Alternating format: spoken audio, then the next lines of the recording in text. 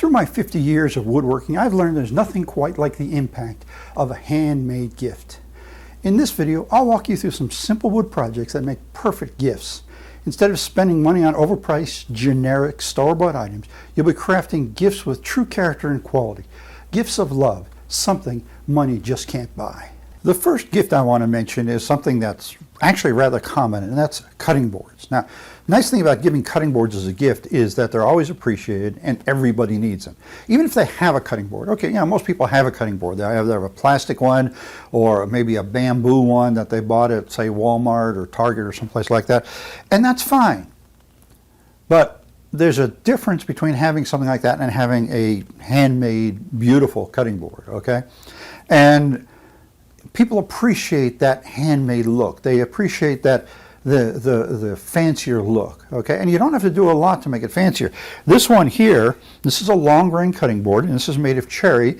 And I've put a couple strips here of walnut and maple in it to give it some design, and that's all I did. And yet it looks so different than anything you're going to find in the store. And so that stands out. That stands out as not only something handmade, but something special. Now, this one here, this is even fancier. This is an end grain one. And you have to understand, if you're going to make ungrained cutting boards, it's more work. You're going to put more time into them, okay? That's not a problem, but keep it in mind, okay? They're very popular nowadays, the end grain cutting boards. And you see people that make some absolutely incredible geometric designs and 3D looking designs and things like that. I don't get that fancy with them. Just because that's not my thing.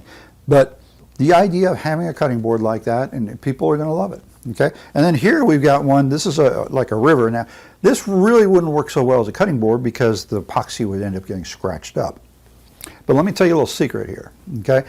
And that is that the idea of cutting boards has become maybe a little bit passé, okay? Just because there's so many people out there making cutting boards. But all you got to do is tell them, that's not a cutting board, that's a charcuterie board. And all of a sudden, oh wow, because that's an in thing right now. Now they're the same thing. You can use any cutting board as a charcuterie board, and you can probably use any charcuterie board as a cutting board as well. But saying it's a charcuterie board, it's like, oh, now you've just upped the game a bit, okay? You're giving them something a little fancier. Whether they use it that way or not, who cares, So this is a great gift. And I've done a video showing how to make multiple boards at the same time, saving yourself time. So if you have people like, say, extended family members that you need to give gifts to, and you're trying to think of something that isn't going to take you a lot of time, make several cutting boards, making them pretty much the same as I show in that video. And then you get the kudos for giving really nice gifts. They get a nice gift, and they appreciate the fact that you've taken the time to make that just for them. The next idea I'd like to mention is routed bowls. Now, routed bowls are kind of a crossover because they're not turn bowls like turn on lathe. They're done with a router. And you can do an enormous variety of different shapes and sizes of routed bowls. You can even buy templates, acrylic templates that are already made that do this, help you with this. I make my own templates, but out of 1/2-inch plywood. Some people use 1/4-inch plywood, but you can do them whatever. All it takes to do this is a router and a bowl cutting router bit, which come in different sizes. This is a 1-inch. They come in 1/2-inch, 3/4, and 1-inch. Usually you can find sets like that. And the other thing you'll want to do is take your router and put a larger base plate on it. Put like a 1-foot square piece of 1/4-inch thick plexiglass under it so that it doesn't tip into the bowl when you're cutting, okay? These are really rather easy to make. They're a bit time consuming and you make a huge amount of sawdust in the process. But as you can see, I've laminated strips of wood here together for these two anyway. And then I attach my template, and you can do that with just double-sided tape. I usually try and put a couple nails in the parts that'll be cut off just to make sure it can't slip. And then you start routing it out and go like 1/8 of an inch deeper each cut. Now, some people, instead of just routing it, they'll use a Fortuner bit to hog out a bunch of material first. That's actually faster and easier, so that's worth doing. This particular bowl is right at about 7/8 of an inch deep, okay, which is a pretty good depth. And these types of bowls can be used for whatever, for serving. That's why I mentioned this right after the cutting boards, because they're kind of associated with each other. This particular one is, I've designed this to use for like a vegetable tray. and there'll be a bowl here in the middle with dip. But I mean, you can do anything. I've seen people have like 3 compartments or 5 compartments lined up and have a rectangular one. I've seen more free-form things with several compartments for putting maybe different relishes or whatever that might go with the meal that you're making. So again, it's something that pretty much anybody can use. They're not real hard to make. You don't necessarily have to do the idea of laminating pieces of wood together. I like it because I like the wood contrast, but you have to do what you like, obviously, what's going to work for you. Now, the one thing here is for both this and for the cutting boards is you want to be careful with your finish because you don't want anything that's not going to be food safe. All right, I highly recommend using just plain mineral oil, and you'll want to give it several coats and let it soak in really good. With something like this, you can go ahead and varnish if you want to because you're not going to be cutting into it. But with a cutting board, I really wouldn't want to use varnish because the knife might cut into the varnish. You might get some of that flaking into the food. And varnish is actually not considered food safe in that sense. But I find just oiling, it works really well. As you can see, these are not done. Okay, they're not finished. And this one isn't even finished being cut out and sanded. But it's a great project. It's fun to do. And you can let your imagination go crazy, and people are going to love it. Another easy-to-make gift that pretty much anybody needs is a phone stand. And when I say anybody, I'm talking about just about any age, because nowadays kids have phones. So there's a lot of different styles of phone stands you can find designs for, or just pictures of and make up your own design. Hundreds. I mean, there's no limit of possibilities. I just have 2 here. That's just what I happen to have on hand. This particular one, this is a Sonnery design, and it's got a notch here for the cord so that you can charge while it's on it. And then this one, this is actually cut from a 2x6 with a couple 1/4-inch thick pieces of wood for the ears. Can't charge the phone on this one, but it's great for having it on your desk there, or say on the kitchen counter if somebody's trying to follow a recipe, for example. Useful tool, useful thing to have, and again, pretty much anyone can use. You can go crazy with designs, you can go simple with the designs, but you're always going to find that, yeah, that's something I can use. We do things a little different than a lot of people at Christmas time, and one of the things that we do different, everybody's got their own traditions, and this is one of ours, is that we do Christmas stockings for everybody. And I mean everybody. I think last year we did 27 Christmas stockings. See, we're doing them for our kids, who are adults, right? And our grandkids, and our siblings, and our mothers, and so you need something to fill those stockings with. And so I've gotten into making some things that are just to be used as stocking stuffers. But it goes beyond that because sometimes, like, we've got people that are friends that we might give baked goods to at Christmas time, and I like to include something a little extra. And one of the things I do with this is I make wood jewelry. Now, I've literally started doing this just because I was trying to come up with stocking stuffer ideas. And I talk about this in my video on making, using tiny scraps to make things. And this pendant, and this is also a pendant, are just made of narrow strips of wood that are glued together, sanded, shaped, whatever. Here's a money clip, same idea. And these are just, they're actually pretty easy to make. I mean, you laminate it together, you flatten it out, smooth it out, cut it out on a scroll saw, smooth it up, you're done, basically. There's not a whole lot of work that goes into it, but it impresses people. And it's unique enough that, it's not like you're giving costume jewelry and they might feel uncomfortable wearing it. Maybe it's not fine jewelry, and maybe it really would qualify as costume jewelry, but it's different enough that women will wear this out in public and look what I've got. I've got something you don't have, type of a thing. So this is a great gift, and it's a thing that's easy to batch build. Okay, the first time I did this, I was making pendants that were very much like this one. They're a little bit different, but the same shape, same idea. And I think I made a dozen of them. And they went out to the female members of the family. And then I did the money clips the same time, and they were a little different pattern than the necklaces, but I think I did a dozen of those at that time too, and those went out to the male members. And so obviously that's 24, it's not the 27 we did last year.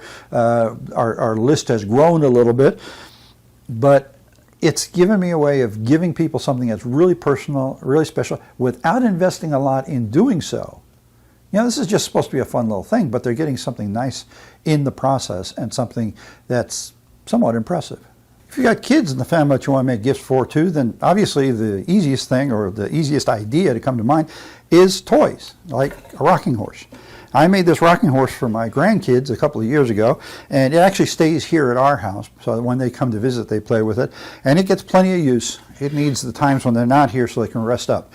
They're a classic sort of a gift, you know, and there's a lot of different designs you can find around for rocking horses that will give you the things, you know, give you the dimensions, even giving you full patterns. I came up with this pattern on my own. You could do that just as well. Really the only thing that's a complicated pattern is the head, right? Well, okay, go online and find some clip art of a cartoon head for a horse, and there it is. Just blow it up and print it out. As far as the rockers are concerned, all it is a curve. That's fairly easy to figure out. And the body, as you can see here, the body is almost like a figure eight, right? So, you know, it could be more like a popsicle too. This part doesn't have to be as wide. You just need it narrow enough for their legs here and wide enough for their bottom there. And so this is a classic sort of a gift. Now this is going to take a little more time to make. So this would be a real gift, not just an add-on, not just something a little extra, but you know, it really isn't that much harder to build than a cutting board. So it's not like I'm suggesting something that's really going to be complicated to do, but it's something that may become a family heirloom.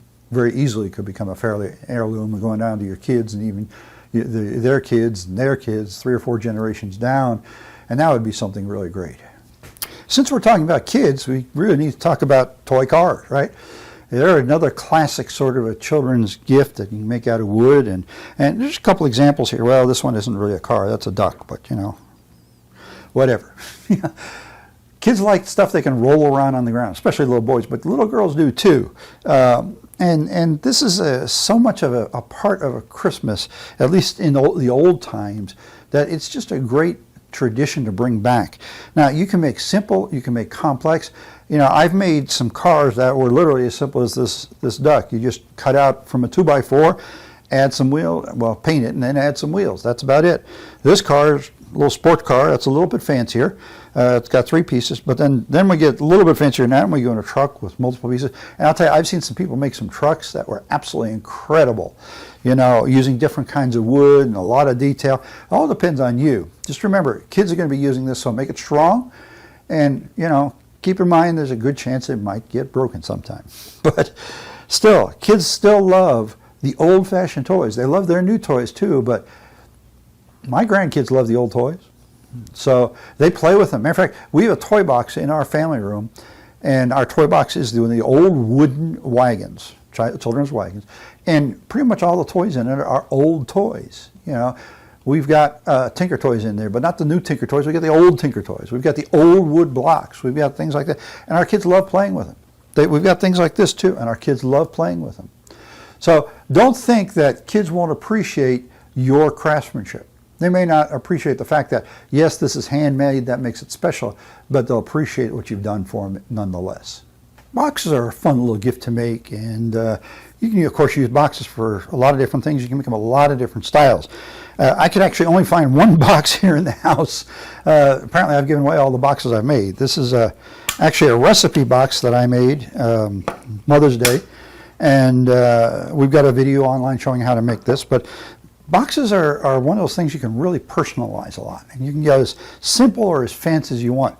One of the things I really like to do with things like this is to use contrasting woods for accents. So this is all oak. I didn't on this one, but I might use, say, a dark wood like walnut to do some spline keys on this, or I might inset some say Purple Heart around the border here, or some strips across, or even all the way around it. You know, there's a lot of variety you can do with boxes.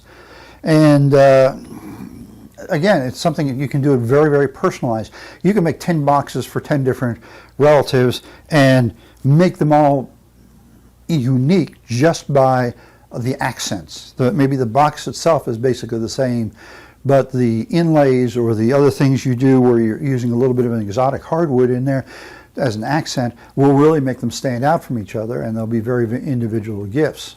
If you're fortunate enough to have a lathe and of course know how to use it, bowls are always a great gift to give to people. Now there's other things you can do on a lathe besides bowls. You can do a large variety of things, but bowls seem to be like the thing with lathes, okay?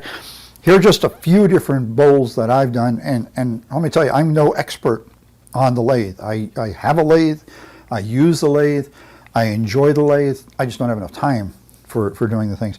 So this one is actually my favorite. I've put some walnut and maple together. I love to put walnut and maple together, and makes for a really striking sort of a design.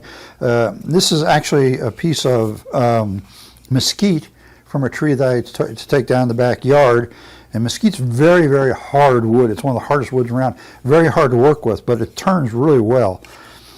This is some fogwood. You know what that means? That means it's FOG. That means found on the ground. I don't know what it is, but it's spalted, which really is nice. And I've gone ahead and filled the cracks in this. You know, when wood dries, if you dry it as logs, it's going to crack. Now there are a few exceptions to that, but pretty much always it will crack. As the wood shrinks, it's going to crack around the edges, and that's what happened to this. Now some people just leave that natural. Some people are really into, no, use the wood exactly like it is. If you got a knot hole, leave the knot hole and let the hole be in the side of the bowl. It makes it really hard to use as a bowl, but they like that. You know, they're looking for the artistic part. I like to fill those cracks with tinted epoxy. I really like that effect, and that's what I've done on this one. And then this is actually a piece of cedar, and again I filled some holes in here. And this is more of a plate than it is in a bowl. It's pretty much turned the same way. A little tricky to turn, but this was a fun project to do. These are great gifts. People love receiving something like this. They're very personal. Yeah, I know that there's guys that do turning, and they'll crank out 20, 30, 50 bowls that are pretty much almost identical, and they'll sell them at fairs and things. But for the rest of us that have lathes, it's especially those of us that use it sometimes, it's more like every bowl is an individual piece, and every bowl is a unique piece. And that's one of the nice things about giving things like this as a gift. You may give bowls to 10 different people that you know, but each one's a unique gift, and that makes it special. Somehow I've gotten a reputation amongst our family and friends for making step stools. Not really sure how that started, but it happened. And step stools are useful. You know, I use ladders, but there are times when a step stool is appropriate. And like, for example, a lot of women are, of course, shorter than men, and having a step stool, even a single step stool like this, can make a huge difference to getting to stuff in the top shelves of cabinets. As people get older, a step stool can be really important just for getting in and out of bed. I've had to make step stools for my mother-in-law and my mother, both of them for the same reason, and they're about 8 inches high, and they make it easier for them to get in and out of bed. You know, there's different reasons somebody might need it. Having a step stool like this sitting around the kitchen looks a whole lot nicer than, say, an aluminum ladder, okay? Now, whenever I make these step stools, at least the adult versions, let's say, I always make them out of pine, and mostly for cost. Edge-glued panels work out very nicely. You get plenty of strength. I like to put decorative cutouts in the ends, you know, depending on the individual's personality. But the most important thing to know when you're making something like this is support. Don't count on just the top resting on the legs. Put a support stringer across. Now, really, I only need one of these for strength, but I've got two, and that's because of the cutouts in the end. If I had just one, it would be coming out right where the cutouts are, so I had to put two of them in here. It's plenty strong with just one. And what that does is that essentially acts as an I-beam, and that gives it the strength. So if I didn't have that and somebody heavy stepped up on this, like me, you could probably feel it sag a little stepping on it, and that's not a great feeling. Adding that stringer in there means that it's going to stay stable even with somebody heavy stepping on it. Now, I also make step stools for kids, and I usually do those shaped in animal shapes. Okay, there's a couple pictures here I've got for you. This dinosaur was done for my grandson, and the bunny rabbit was done for my granddaughter. And, you know, kids like things like that. In those cases, I only make the steps 4 inches high. Okay, so 4 inches and then 8 inches. And they're ideal for the kids to get up to the sink in the bathroom for brushing their teeth and things like that. Nice little gift. You know, this is just cut out with a skill saw and assembled by running the fasteners through the sides. into the step treads. Now these step treads on these kids ones are only 1x4s, and the sides are plywood. So it's low cost to make. Not a whole lot of time goes in. The one thing you really want to do is sand it well, because we're talking about kids. We don't want them to get scraped up on it. And then paint it nice. Here's another one of my, I guess I'd call it a standard item. This isn't quite a stocking stuffer, a little bigger than a stocking stuffer, although I suppose if you had a big stocking you could fit it in. And that's coasters. Now coasters are a great item because, it's one of those things anyone can use. And you can make so many different styles of coasters. Now a lot of people make them like this. They put pieces of wood together, kind of like making a mini cutting board, okay? This works out really well. It's easy to do, and it's a great way to use up scrap that you may not be able to use for anything else. Now, I try and keep my coasters pretty thin. As you can see, this is about 1/4 of an inch, and most of my coasters are, say, 1/4 to 1/2 inch thick, and that's about as thick as I go. But the other thing I like to do is like to make what I call live edge coasters out of different kinds of wood. And these are cedar, and these are some of that fog wood found on the ground. This particular one was interesting because the bark was separating from the wood on this log as the log was drying, and amazingly it didn't crack. But what I did is I filled the space between the bark and the wood with epoxy, in this case black epoxy, and before I cut it up. And then I cut it up and sanded it, and it gave a real nice effect, and the bark is nice and secure. Okay, now these cedar ones I couldn't do that with because, well, you know, you can't do anything with cedar bark. It's going to shred on you no matter what you do. But I love the effect of the cedar, the cross grain cut on the cedar, because you get the rings and you get the coloration of those rings. One of the things I do on my coasters a lot of people don't do is I back them with felt. And the benefit there is that people put it on their tables and whatever, it's not going to scratch up the table. People like that, okay? Doesn't cost much. You get a yard of felt and you do 1,000,000 coasters with it or something like that. And all I do is I cut squares of the felt that are big enough, and I'll put rubber cement on the wood, stick that on there, set it aside, let it dry, and then I'll go back with some small scissors and then just trim it all the way around. And that works out really well. So these are not only something that's great for a little gift that you can use for people, they're also something that's great to sell at craft fairs and things like that. You know, I know there's a lot of woodworkers that like to go to craft fairs and things. This is an item that sells. Okay, you can get, for a set of 4 coasters, you can get $20, $25, sometimes even $30, depending on the work you've put into them. You know, doing things like putting the felt on the back raises the price. The type of finishing you do. These are actually finished in epoxy. I did that mostly because of the live edge. I wanted to get a good finish on that bark. These are finished with varnish. Okay, so are these. So, but things like the type of finish, the amount of work that's gone in will affect that price. And you can get 20, 25. If you make them with a little stand, you can get sometimes as much as $35, maybe even $40 for them. But I don't use them that way. I use them as gifts, and like I said, I always have some around made of whatever I've got available to make them out of. I've got another set, well, not set, more like 4 or 5 sets of the cedar ones in process right now, one, you know, that I work on in between other things. So I have them to give as gifts. Here's a fun little item I came up with this year, and this is one of those adult stocking stuffers that I talked about earlier, and it's a coffee cup handle. You know, you go to your favorite coffee shop or convenience store and get a cup of coffee, and that cup gets a little warm, and the little cardboard sleeves aren't enough to protect your fingers. So I came up with these. Actually, I saw a picture of one somewhere, and I came up with my own pattern for it. And it gives you a safe and secure way of holding that cup without burning your fingers. This was actually my original prototype. That's why it's a little ugly looking. This one is made out of cherry and ash. And this is going to go in all those 27 stockings this year for all those people to enjoy when they have their coffee. Now, I cheated on this. I'll tell you, I cheated. I used my laser engraver as a laser cutter to cut these out, which saved me a lot of time. But you can do the exact same thing with a scroll saw. You really don't need the laser engraver to make it. Last item I want to mention to you is wine stoppers. Now, wine stoppers are an easy thing to make, and it's, again, one of those things that pretty much anyone can use. You can make wine stoppers as simple or as complex as you like. Like, for example, these two here, these are just chest pieces. They're wood chest pieces that I bored a hole in the bottom of so I could attach them to the stopper.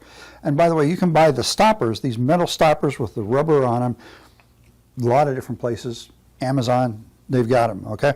I got a bunch of wine stoppers in the after Christmas sale at Walmart one year, and they were like a pack of 3 chrome-plated wine stoppers for $1, and I ended up with 3 wine stopper bases, and that's for each of them. And I think I bought, I don't know, 5 or 6 packages.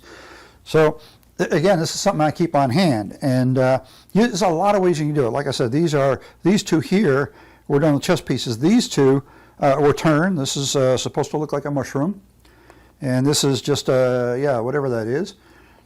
And this one's turned too. Now this is a little more complex. I've combined woods together here, and I've got some walnut and some maple, and then and so as you can tell by looking at it head on, I've got material going both ways, and so I had to do 2 separate glue ups, I guess is what I'm trying to get to, and to put that together, and that gave it a little more, you know, fancier look.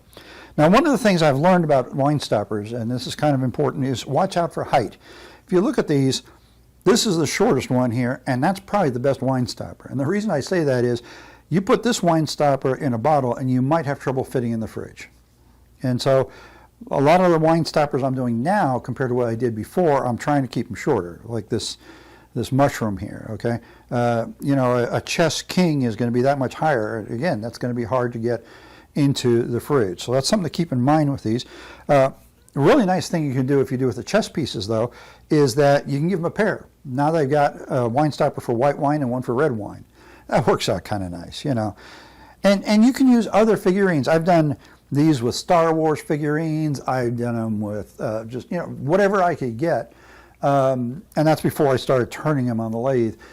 There's all sorts of things out there that can be converted into wine stoppers just by drilling a hole in the base, maybe taking the original base off, drilling a hole, and go ahead and attach the stud that comes with the wine stopper to glue it to the wine stopper base, and I recommend doing that with epoxy.